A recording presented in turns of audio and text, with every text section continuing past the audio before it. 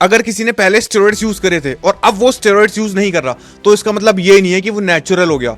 एक बार steroids use करके आपकी बॉडी में कुछ ऐसे चेंजेस आते हैं जो लाइफ टाइम आपकी बॉडी में रह जाते हैं। और as a body building coach मैं आपको वो चीजें बताऊंगा जो इंस्टाग्राम पे आपको कोई नहीं बता रहा। अब इस चीज को समझने के लिए ना सबसे पहले आपको मायोन्यूक्लियर डोमेन थ्योरी समझनी पड़ेगी। अब इसका नाम सुन के डरो मत, मैं आपको आसान भाषा में समझाता हूँ। देखो, हमारी मसल्स में ना छोटे छोटे इंजन होते हैं जिसको हम बोलते हैं मायोन्यूक्लियाई। अब इस मायोन्यूक्लियाई का काम होता है आपकी मसल ग्रोथ को कंट्रोल करना। अब आप ऐसे समझ लो कि आपके मसल्स में जितने ज्यादा मायोन्यूक्लियाई होंगे उतना ज्यादा आप मसल ग्रोथ करोगे। एक नेचुरल इंसान सालों तक मेहनत करता है, तब कहीं जाके वो अपनी मसल्स में मायोन्यूक्लियाई को इकट्ठा कर पाता है। पर एक दूसरा इंसान जो एनाबॉलिक स्टेरॉइड्स यूज कर रहा है वो बहुत जल्दी अपनी मसल्स में मायोन्यूक्लियाई को इकट्ठा कर लेता है और इसीलिए उसकी मसल ग्रोथ और ज्यादा स्पीड से होती है। अब कहानी में ट्विस्ट ये है कि अगर वो इंसान स्टेरॉइड्स यूज करना छोड़ भी देगा ना, तो स्टेरॉइड्स तो उसकी बॉडी से निकल जाएंगे, बट ये मायोन्यूक्लियाई उसकी मसल्स में ही रह जाएंगे। इसीलिए स्टेरॉइड्स छोड़ने के बाद भी उसका ज्यादा मसल लॉस नहीं होगा। इसीलिए आपने रिटायर्ड बॉडी बिल्डर्स को भी देखा होगा कि स्टेरॉइड्स छोड़ने के बाद भी उनके पास काफी सारा मसल मास है, क्योंकि उनकी मसल्स में अब तक वो मायोन्यूक्लियाई है जो उन्होंने स्टेरॉइड्स यूज करके गेन किया था। तो अगर आपसे कोई बोलता है ना कि अब मैं स्टेरॉइड्स यूज नहीं कर रहा, मैं तो नेचुरल हूं,